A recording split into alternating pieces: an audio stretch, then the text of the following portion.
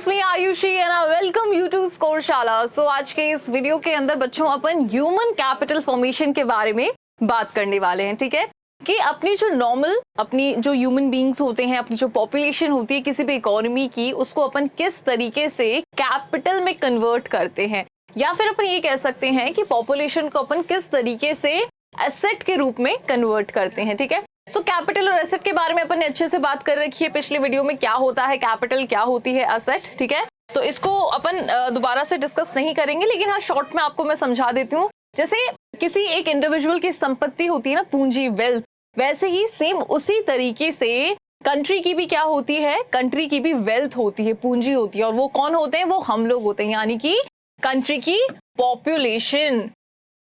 Okay, country की population. अब now suppose करो कि जैसे ये क्या है, ये कंट्री की पॉपुलेशन है, टोटल पॉपुलेशन। ओके ओके, अब बताओ कि इस पॉपुलेशन के अंदर अपन को ऐसा क्या इन्वेस्ट करना पड़ेगा जिससे कि ये पॉपुलेशन कन्वर्ट होके किस में बदल जाए, ह्यूमन कैपिटल में बदल जाए। ठीक है, सो यहाँ पे अपन को क्या करना पड़ेगा, यहाँ पे अपन को इन्वेस्ट करना पड़ेगा। इन्वेस्ट करना पड़ेगा, किस चीज का इन्वेस्टमेंट यहाँ पे अपन को करना पड़ेगा? अपन को इन्वेस्टमेंट करना पड़ेगा एजुकेशन का, ठीक है, हेल्थ का, नॉलेज का, स्किल का, एबिलिटीज का। ओके, सो बच्चों अगर इन सारी चीजों का इन्वेस्टमेंट अपन अपनी टोटल पॉपुलेशन में करेंगे तो ये जो पॉपुलेशन है ये किस में कन्वर्ट हो जाएगी? ये पॉपुलेशन फिर कन्वर्ट हो जाएगी असेट में या फिर कैपिटल में, और तब इसे अपन किस नाम से जानेंगे? इसको अपन कहेंगे human capital formation. Okay, formation मतलब क्या होता है? किसी चीज को बनाना, फॉर्मुलेट करना। तो यहां पे अपन ने इस पॉपुलेशन को कैसे फॉर्मुलेट करा? अपन ने इन्वेस्टमेंट किया इन सभी चीजों का, और उससे हमारी ये जो टोटल पॉपुलेशन है ये किस में फॉर्मुलेट हो गई? ये ह्यूमन कैपिटल में या फिर असेट के रूप में फॉर्मुलेट हो गई। ठीक है, और हमारी ये जो पॉपुलेशन है अब वो किस तरीके की बन गई है? ये बन गई है कुछ ऐसे।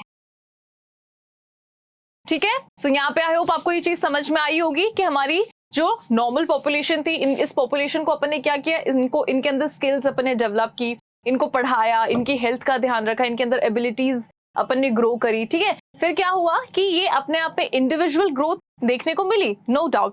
सेम उसी तरीके से इन्होंने क्या किया, ये हमारी पूरी पॉपुलेशन ने मिलकर के हमारी कंट्री के लिए भी कहीं ना कहीं ग्रोथ रेडी करी है ना। और सिर्फ इसी लोगों की वजह से, हमारी टोटल पॉपुलेशन की वजह से हमारी इकोनॉमी क्या कर पाई है, ग्रो कर पाई है। ठीक है, सो यहाँ पे कुछ ऐसे ही अपन एस्पेक्ट्स पढ़ने वाले हैं। ठीक है, कि किस तरीके से हमारी नॉर्मल पॉपुलेशन को अपन ह्यूमन कैपिटल के रूप में अपन बदल देते हैं, या फिर इस पॉपुलेशन को अपन असेट के रूप में बदल देते हैं। तो देखो बच्चों, इसके अंदर अपन ना दो चीजों के बारे में पढ़ेंगे, सबसे पहले एजुकेशन के बारे में और फिर अपन हेल्थ के बारे में पढ़ेंगे। ठीक है, सो एजुकेशन के बारे में पढ़ेंगे कि भाई एजुकेशन किस तरीके से एक ऐसा रोल प्ले करती है, एक पॉजिटिव रोल प्ले करती है हमारी पॉपुलेशन के अंदर, है ना। फिर अपन हेल्थ के बारे में भी पढ़ेंगे। आज अपन एजुकेशन के बारे में बात करने वाले हैं, हेल्थ के बारे में अपन एक और वीडियो बनाएंगे। ठीक है, उससे पहले एजुकेशन, जैसे गवर्नमेंट का भी क्या रोल रहता है एजुकेशन के अंदर, गवर्नमेंट किस तरीके से एजुकेशन प्रोवाइड करवाती है पॉपुलेशन को, ठीक है, हर एज में, और किस तरीके से वो जो पॉपुलेशन है वो एक बेटर बनकर के बाहर निकलती है। ठीक है, और of what, of education. Okay, so इन चीजों को अपन यहाँ पे देखने वाले हैं और इन्हीं चीजों के बारे में अपन बात करने वाले हैं। करेक्ट, तो चलिए अब थोड़ा सा नोट्स की तरफ देख लेते हैं और इसको थोड़ा सा अपन अच्छे से और समझते हैं। ऑलराइट, देखो तो अभी अपन ने बात करी थी, ये क्या है, ये हमारी पॉपुलेशन है ना। पॉपुलेशन को अपन ने ह्यूमन कैपिटल कैसे बनाया? जब इन पॉपुलेशन के अंदर हमने एबिलिटीज ग्रो करी, ठीक है, नॉलेज ज्यादा से ज्यादा बढ़ाई लोगों के अंदर, जब अपन ने स्किल डेवलप करी लोगों के अंदर, और एक्सपर्ट लोगों को हमने ज्यादा से ज्यादा ट्रेनिंग दी, ट्रेनिंग के पर्सपेक्टिव से वो क्या हो गए, वो एक्सपर्ट हो गए अपने अपने अलग अलग क्राइटेरियाज में। ओके, सो ये सारी चीजें मिलकर के पॉपुलेशन को क्या बनाया है, ह्यूमन कैपिटल के तौर पे बनाया है, या फिर यहाँ पे इस पॉपुलेशन को हमने क्या बनाया है, असेट के रूप में बनाया है। ठीक है, अपन ने देखो दो चीजों के बारे में बात करी थी बच्चों, अगर आप नहीं भूले होंगे तो, असेट और लाइबिलिटीज। सो लाइबिलिटीज बेसिकली क्या होता है, असेट का जस्ट ऑपोजिट होता है, वो उसका मतलब होता है बर्डन। ठीक है, और असेट का मतलब होता है संपत्ति, वेल्थ, पूंजी। क्लियर? तो दोनों ही जो टर्म्स है वो आपस में बिल्कुल ऑपोजिट हैं। हम ऐसी कोशिश करते हैं कि हम हमारी कंट्री की असेट बने, ना कि liabilities. Okay, now human capital formation, अब इसकी जो डेफिनेशन है एक बार इसको अपन समझते हैं। So the existing human resource is further developed, जो हमारे एग्जिस्टिंग ह्यूमन रिसोर्स जो हैं, जो हमारे ह्यूमन बींग्स हैं, उनको अपन क्या करते हैं और डेवलप करते हैं, is further developed by spending on making the workforce more educated and healthy. किस तरीके से अपन डेवलप करते हैं कि हमारी जो वर्कफोर्स है उसके ऊपर हम पढ़ाई में खर्च करते हैं, ठीक है, उनको हम ज्यादा से ज्यादा एजुकेट करते हैं और उनको ज्यादा से ज्यादा हेल्दी बनाते हैं, है ना। और इस तरीके से हमारी वर्कफोर्स क्या हो जाती है, हमारी वर्कफोर्स पूरी तरीके से तैयार होती है हमारी कंट्री का नाम रोशन करने के लिए।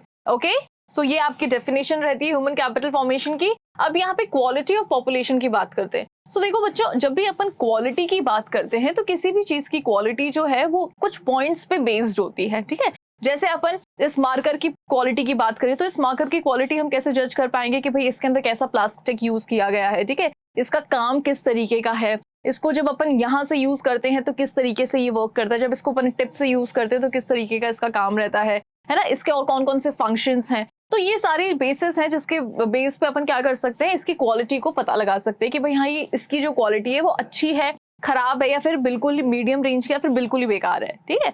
कि हमारी जो पॉपुलेशन है, हमारी टोटल पॉपुलेशन की जो लिटरेसी रेट है, कितने लोग पढ़े लिखे हैं, उसके बेसिस पे हम पता लगा सकते हैं, ठीक है।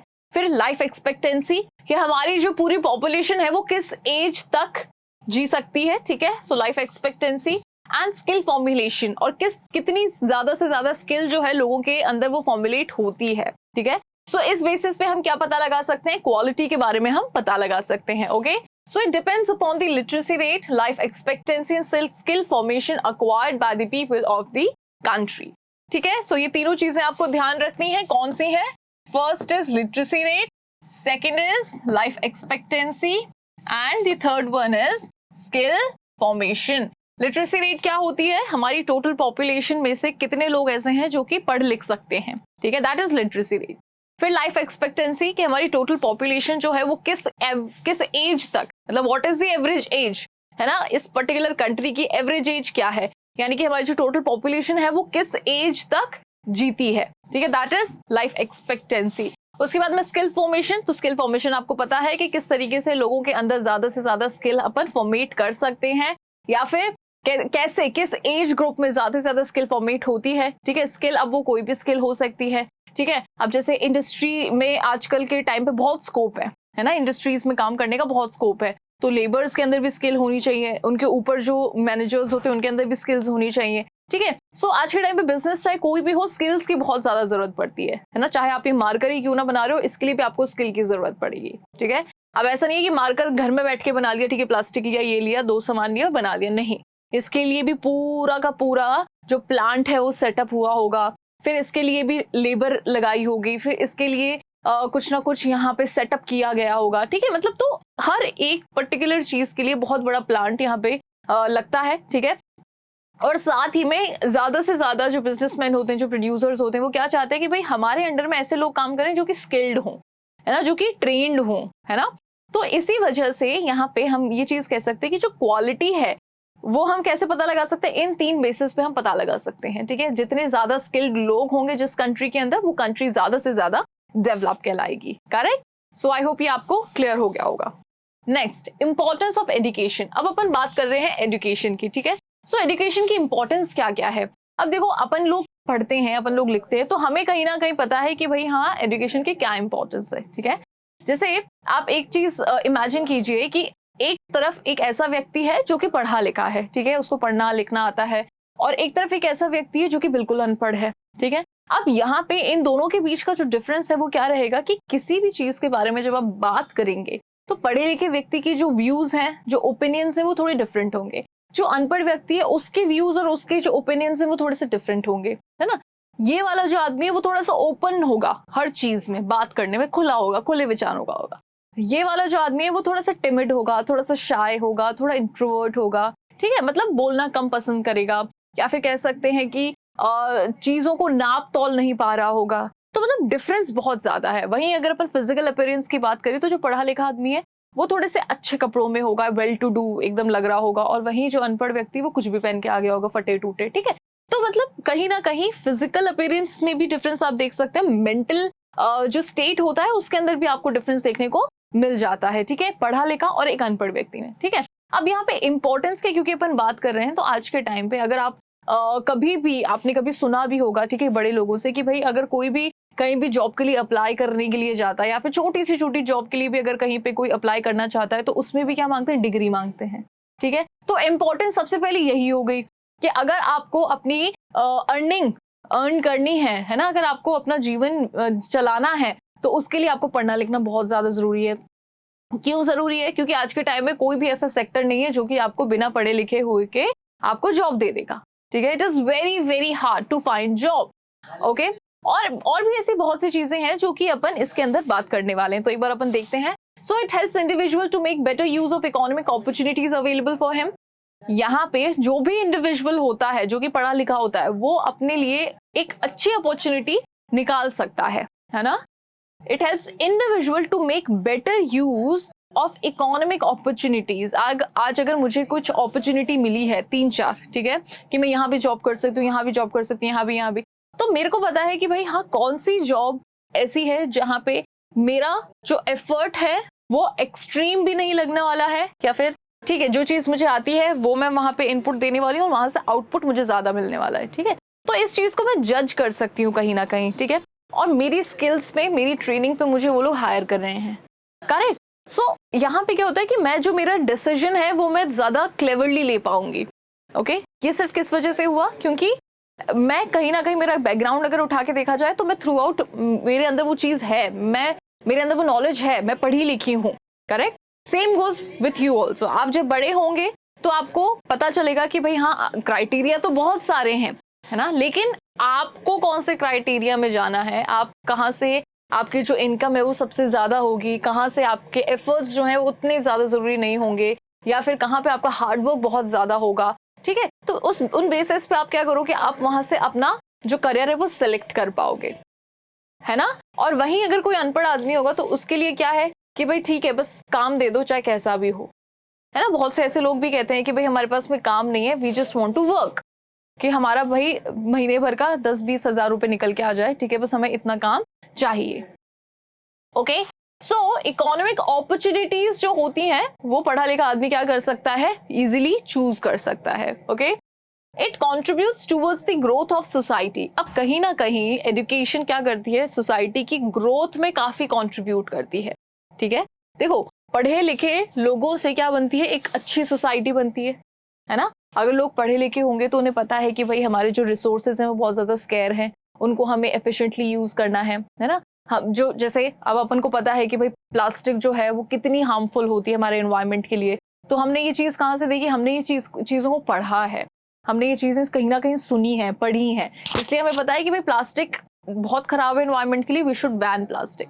ठीक है, फिर दूसरी चीज हमें ये पता है कि भाई जो पानी है उसकी कितनी किल्लत है, कितनी कमी है, ये चीज हमने क्या करी, पढ़ी है ना। फिर अपन ने देखा है कि भाई क्या हो रहा है, पोल्यूशन बहुत ज्यादा क्रिएट हो रहा है ना, तो इसके लिए अपन को अलग जो रेमेडीज हैं वो अपन को करनी पड़ेगी। ठीक है, एनवायरनमेंट को किस तरीके से प्रोटेक्ट करना है वो अपन को पता है कि भाई क्योंकि डिग्रेड हो रहा है एनवायरनमेंट, ये हमने पढ़ा है, ये हमने सुना है कहीं ना कहीं, इसलिए हम उसको प्रोटेक्ट करने में लगे हुए हैं। ओके, सो ये सारी की सारी जो चीजें हैं वो कहीं ना कहीं क्या कर रही है, सोसाइटी को थोड़ा सा ऊपर कर रही है, और ये सिर्फ किसकी वजह से पॉसिबल हो पाया, पढ़ने लिखने से पॉसिबल हो पाया। Correct. So it contributes towards the growth of society and also enhances the national income. Society की ग्रोथ बढ़ेगी नो डाउट, और नेशनल इनकम भी बढ़ेगी। ठीक है, ज्यादा से ज्यादा लोग पढ़े लिखे होंगे तो वो अपने आप को ज्यादा से ज्यादा इंडल्ज करेंगे, है ना, कामों में, चाहे कोई प्राइमरी एक्टिविटीज में काम कर रहा है, चाहे सेकेंडरी में, चाहे टर्शरी में। सो हमारा जो पर्टिकुलर शेयर है हर सेक्टर का, प्राइमरी का, सेकेंडरी का, टर्शरी का, जो पर्टिकुलर शेयर है वो क्या होगा, वो बढ़ेगा जब ज्यादा से ज्यादा लोग अपने आप को कामों में जोड़ेंगे, राइट। तो बढ़ने से क्या होगा कि हमारी जो नेशनल इनकम है वो भी कहीं ना कहीं ग्रो होगी, बढ़ेगी। ओके, कल्चरल रिचनेस, हमारा कल्चरल जो है वो भी रिच रहेगा, एंड एफिशिएंसी ऑफ गवर्नेंस। ठीक है, सो पढ़ने लिखने से क्या होता है, एजुकेशन से बेनिफिट्स ऑफ एजुकेशन के बारे में अपन बात करें, इंपॉर्टेंस की अपन बात करें, तो ये सारी चीजें जो है वो क्या करेंगी, ग्रो करेंगी।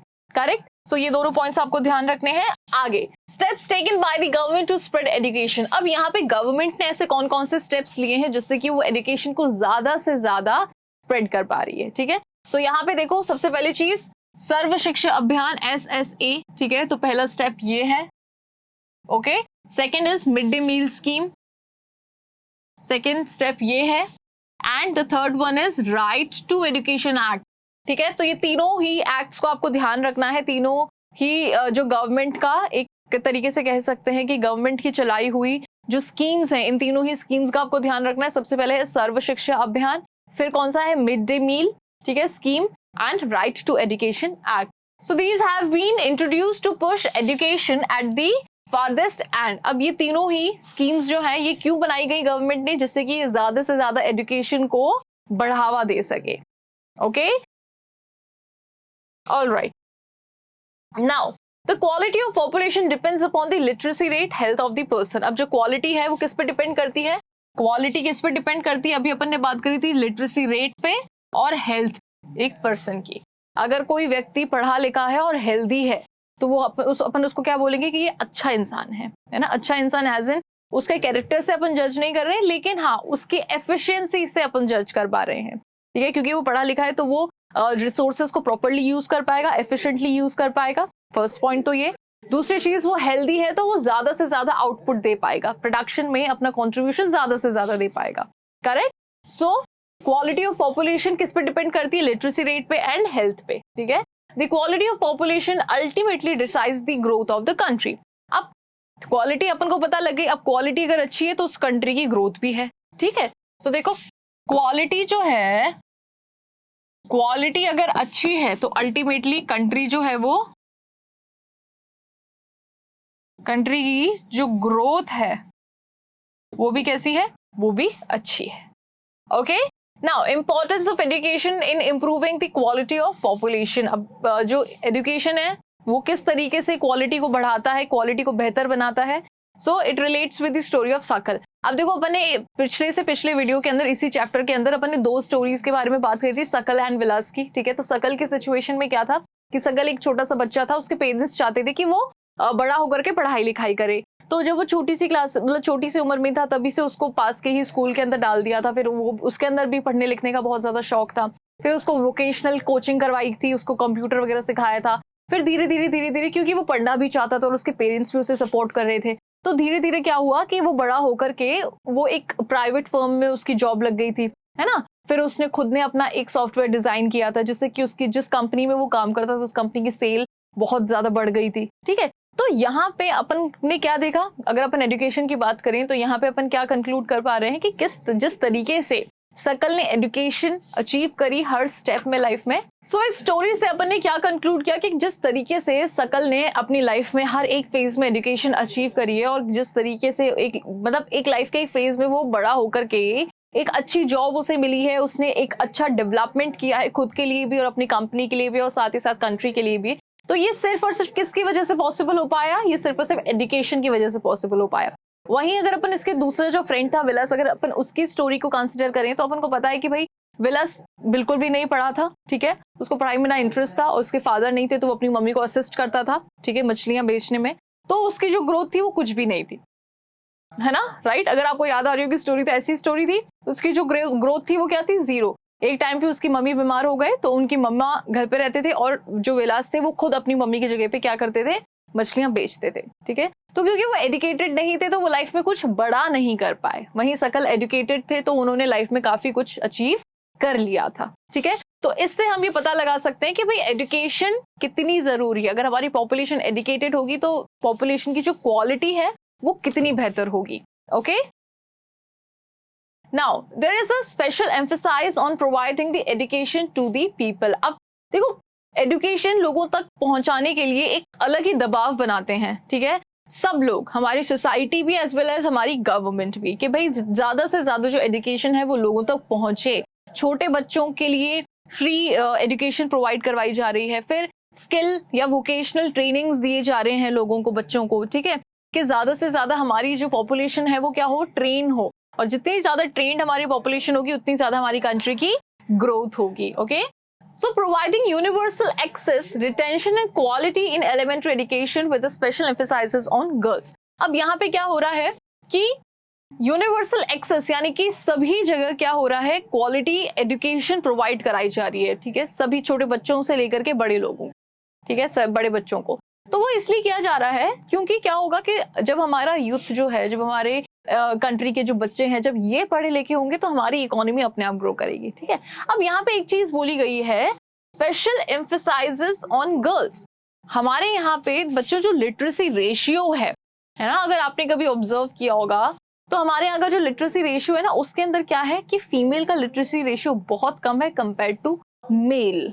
हमारे यहाँ पे लड़कियों को कम पढ़ाया लिखाया जाता है ना, कंपेयर टू मेल, है कि नहीं। क्लासेस अगर आपने कभी ऑब्जर्व किया होगा, आपकी क्लास के अंदर भी जो गर्ल्स होंगी, अब तो खैर now the things are very much normal and it should be, होनी भी चाहिए, ठीक है। लेकिन एक टाइम पे ऐसा था जहाँ पे एक क्लास के अंदर 40 बच्चे होते थे, तो वहां पे 35 बॉयज होते थे और 5 लड़कियां होती थी। तो यहाँ पे जो लिटरेसी रेशियो है ना गर्ल्स और बॉयज का, वो बहुत ही ज्यादा इसके अंदर वेरिएशंस है, ठीक है। हमारे यहाँ पे लड़कियों को पढ़ाते लिखाते नहीं है, which is very much wrong, ठीक है। बहुत ही मतलब ये गलत कह सकते हैं, गलत के साथ साथ में ये बहुत ही अनजस्टिस कह सकते हैं टूवर्ड्स गर्ल्स, ठीक है। गाँव में तो बहुत से ऐसे गाँव हैं जिसके अंदर आज भी बच्चियों को बस हाँ ठीक है छोटी क्लासेस में पढ़ा देते हैं और उसके बाद में नहीं पढ़ाते हैं। लेकिन आज के टाइम में बहुत से ऐसे भी गांव हैं जहां से लड़कियां पढ़ती हैं, फिर शहरों में आती हैं, वहां पढ़ती हैं और अपना लाइफ के अंदर, अपना करियर के अंदर बहुत कुछ अच्छा कर रही हैं, ठीक है। सो हमेशा एक चीज ध्यान रखिएगा कि जैसे अपनी गवर्नमेंट का भी यही है, ठीक है, बेटी बचाओ बेटी पढ़ाओ, इस तरीके के जो स्कीम्स हैं, इस तरीके जो अभियान चालू किए हैं, जिसकी वजह से लड़कियों को ज्यादा से ज्यादा क्या किया जा रहा है, पुश किया जा रहा है ना। Well what I think is कि पुश करने की जरूरत ही नहीं है। जो राइट टू एजुकेशन है वो सबके लिए, वो सबके लिए इक्वल होना चाहिए। So no matter whether it is a boy और it is a girl, okay. So right to education is for everyone, ये जो एक्ट है वो सबके लिए है, ओके। और एजुकेशन जो है वो ऐसी चीज नहीं है, ये एजुकेशन में बिल्कुल भी बायसनेस नहीं है, डिस्क्रिमिनेशन नहीं है कि ये सिर्फ लड़कों के लिए लड़कियों के लिए नहीं है, no, it is for everyone, okay. Now establishment of schools like Navodaya Vidyalaya in each districts। अब देखो एजुकेशन को ज्यादा से ज्यादा स्प्रेड करने के लिए नवोदय विद्यालय जैसे स्कूल भी एस्टेब्लिश किए गए हैं, ठीक है। जवाहरलाल नेहरू जी ने नवोदय विद्यालय की स्थापना करी थी, एस्टेब्लिश किया था, और आज के टाइम में हर एक डिस्ट्रिक्ट के अंदर आपको नवोदय विद्यालय मिलेगा, ठीक है। सो बेसिकली जो ये स्कूल है इसके अंदर क्या होता है, नवोदय विद्यालय के अंदर जो कि रूरल एरियाज के जो बच्चे हैं वो इसके अंदर एडमिशन लेते हैं, फ्री ऑफ कॉस्ट यहाँ पे पढ़ाई करते हैं, ठीक है। और बहुत अच्छी पढ़ाई होती है यहाँ की, ठीक है। नवोदय विद्यालय की बहुत अच्छी पढ़ाई होती है, क्योंकि मैं भी यहाँ से पढ़ी हुई हूँ, that is why I know कि नवोदय विद्यालय का कोई भी बच्चा कहीं पे भी नहीं रुक सकता है, ओके। सो कहीं ना कहीं ऐसी जो स्कूल्स होते हैं, ऐसी जो संस्थाएं जो हैं जो कि चलाई गई हैं बहुत ही पुराने टाइम से एजुकेशन के लिए, वो बहुत सक्सेसफुल हैं आज के टाइम में, okay. Now vocational streams have been developed to equip large number of high school students with the occupations related to knowledge and skills। अब देखो वोकेशनल स्ट्रीम्स भी यहाँ पे डेवलप की गई हैं। वोकेशनल स्ट्रीम्स क्यों डेवलप की गई है कि भाई सिर्फ पढ़ाई के अंदर ही हम सीमित नहीं करना चाहते हमारे बच्चों को, हम चाहते हैं कि और भी जो दूसरी तीसरी चीजें हैं उसके अंदर भी हम क्या करें, उनको डेवलप करें, चाहे फिर वो एंटरटेनमेंट हो, चाहे फिर वो रोबोटिक्स हो, चाहे फिर वो इंजीनियरिंग, मतलब जो ये कंप्यूटर से रिलेटेड जो चीजें होती है वो हो, चाहे फिर वो इलेक्ट्रिक से रिलेटेड जो चीजें हैं वो हो। तो मतलब वोकेशनल ट्रेनिंग्स भी आजकल बच्चों को दी जाती हैं, ठीक है। So vocational skills, vocational streams have been developed to equip large number of high schools। और आज के पहले के टाइम पे ऐसे नहीं होता था, वोकेशनल स्ट्रीम्स वगैरह नहीं हुआ करती थी स्कूल्स के अंदर। अगर आपको एक्स्ट्रा कुछ करना है तो वो आप स्कूल के बाद कीजिए, लेकिन आज के टाइम में तो स्कूल के अंदर इस टाइप की जो स्ट्रीम्स हैं वो चालू हो गई हैं, ठीक है। जिससे कि क्या होता है कि बच्चे का ओवरऑल डेवलपमेंट होता है, not only in the field of studies but also in each and every field, okay. Large number of high students with the occupations related to knowledge and skills। Now, increase in expenditure from rupees 151 crore in the first plan to rupees 376.90 crores in the 11th plan। अब यहाँ पे देखो education में जो खर्चा किया है ना, वो फर्स्ट प्लान के अंदर कितना था, ₹151 करोड़। अब यहाँ पे 11th प्लान के अंदर देखो कितना है, ओके, 3766.90। सो यहाँ पे आप देख सकते हो कि फर्स्ट प्लान के अंदर ये हमारा एक्सपेंडिचर था, ये खर्चा था, और 11th प्लान के अंदर एजुकेशन पे हमारा ये एक्सपेंडिचर है।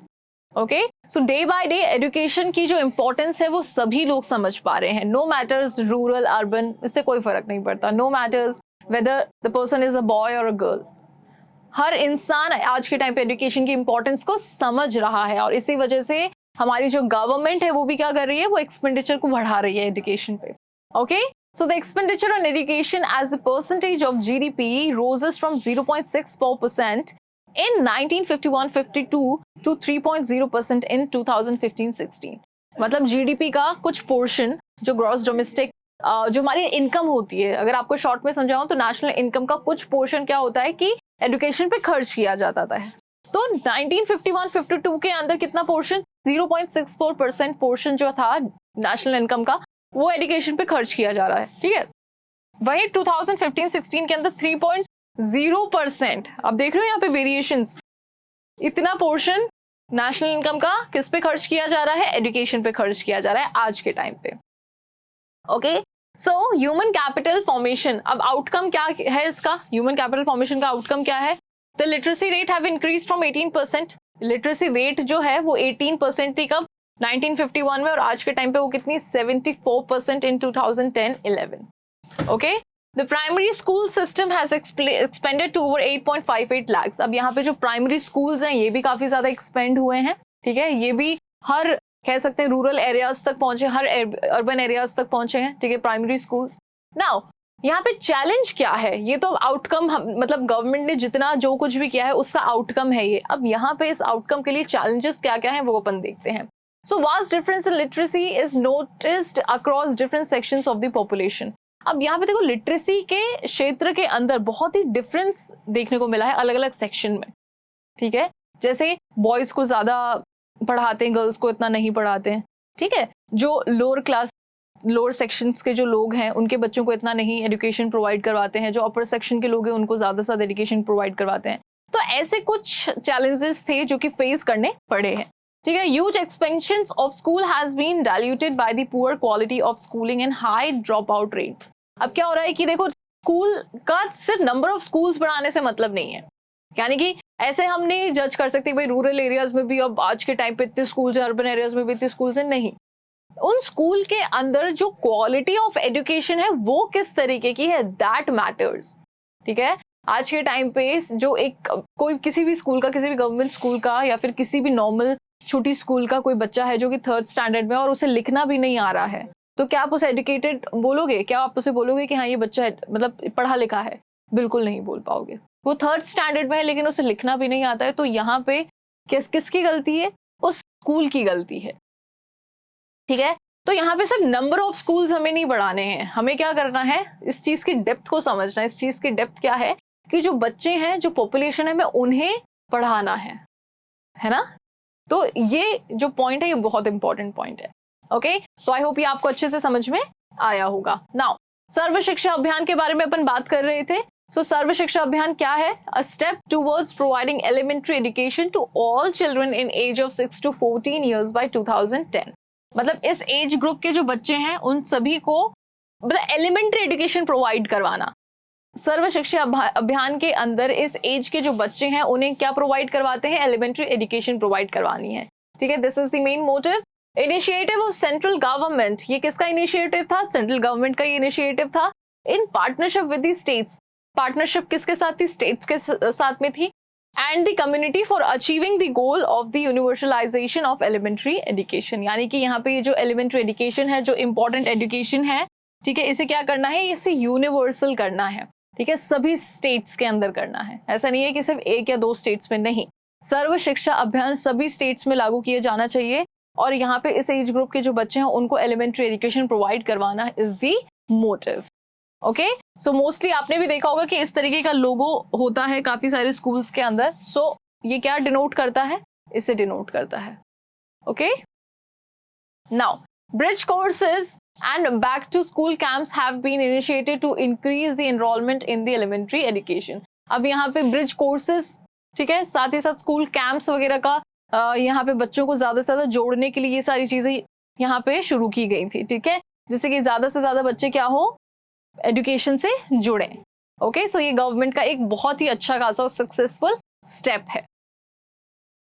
Now mid day meal scheme के बारे में भी अपन ने बात की थी। तो मिड डे मील स्कीम के अंदर देखिए, आप देखो 1951 के अंदर भी फीमेल का रेशियो देखो कितना है, मेल का रेशियो देखो कितना है, और टोटल इतना ratio. Blue one is the total, red one is the male and the green one is the female. सो आज के टाइम में भी 2011 के अंदर भी फीमेल का रेशियो कम है, ठीक है, मेल का रेशियो सबसे ज्यादा, और इन टोटल जो पर्सन है वो इतना है। Okay, so mid day meal scheme का ये क्या है, मिड डे मील स्कीम से जितने बच्चे जुड़े हैं वो आपको दिखाया जा रहा है इस ग्राफ के through. Alright, so 12th plan endeavored to raise the country's gross enrollment ratio। अब यहाँ पे देखो जो 12th प्लान लागू हुआ था उससे क्या हुआ था, GER ग्रॉस एनरोलमेंट रेशियो काफी ज्यादा बढ़ा था। ग्रॉस एनरोलमेंट रेशियो यानी कि इस एज ग्रुप के जो बच्चे होते हैं उनकी पढ़ाई, ठीक है, higher education, in higher education in age group of 18 to 23 years to 25.2% by 2017-18 to reach the target of 30%, ठीक है। तो GER ग्रॉस एनरोलमेंट रेशियो जो कि 25.2% था वो कितना हो गया, 30% हो गया 2020 से लेकर 2020 से लेकर के 21 तक। ओके, यानी कि current. Okay, now the strategy focuses on increasing access. अब यहाँ पे जो स्ट्रैटेजी है वो किस चीज पे फोकस कर रही है, increasing access quality, adoption of state specific curriculum modification, यानी कि ये जो स्ट्रैटेजी है वो बच्चों को ज्यादा से ज्यादा जोड़ने पे फोकस कर रही है ना, साथ ही में करिकुलम जो मॉडिफिकेशंस होते हैं, करिकुलम जो एक्टिविटीज होती है उन पे फोकस कर रही है। वोकेशनलाइजेशन पे, सिर्फ स्टडी, सिर्फ पढ़ाई he is not the goal, और भी जो स्किल्स होती हैं वो भी यहाँ पे जोड़ी गई हैं। And networking of the use of information technology, और IT का यहाँ पे ज्यादा से ज्यादा बच्चों को यूज करना सिखाया जा रहा है, कंप्यूटर्स वगैरह का यूज करना यहाँ पे बच्चों को ज्यादा से ज्यादा सिखाया जा रहा है, ठीक है। So the aim is all these things over here. Okay, the plan also focuses on distance education. अब यहाँ पे ये जो प्लान है ये और किस पे फोकस करे, डिस्टेंस एजुकेशन पे। जैसे बहुत से बच्चे होते हैं, वो बहुत से ऐसे कोर्सेज होते हैं जो कि उनकी सिटी में, उनके स्टेट में नहीं होते हैं, तो वो दूसरे कहीं दूसरी जगह से करते हैं। तो किस तरीके से कर सकते हैं, वो डिस्टेंस एजुकेशन के फॉर्म में कर सकते हैं। तो डिस्टेंस एजुकेशन पे भी फोकस किया गया है ना। Convergence of formal, non formal, distance and IT education institutions, ठीक है। तो डिस्टेंस एजुकेशन के साथ साथ में इन सब चीजों पे भी क्या किया गया है, फोकस किया गया है। There has been a significant growth in the number of universities। अब जो नंबर ऑफ यूनिवर्सिटीज हैं वो भी यहाँ पे बढ़ाई गई हैं, है ना। यूनिवर्सिटीज के साथ साथ में इंस्टीट्यूशंस भी यहाँ पे बढ़ाए गए हैं of higher learning in specialised areas. Okay, specialised areas के अंदर यूनिवर्सिटीज जो है, इंस्टीट्यूशंस जो है वो भी यहाँ पे काफी ज्यादा बढ़ाए गए हैं।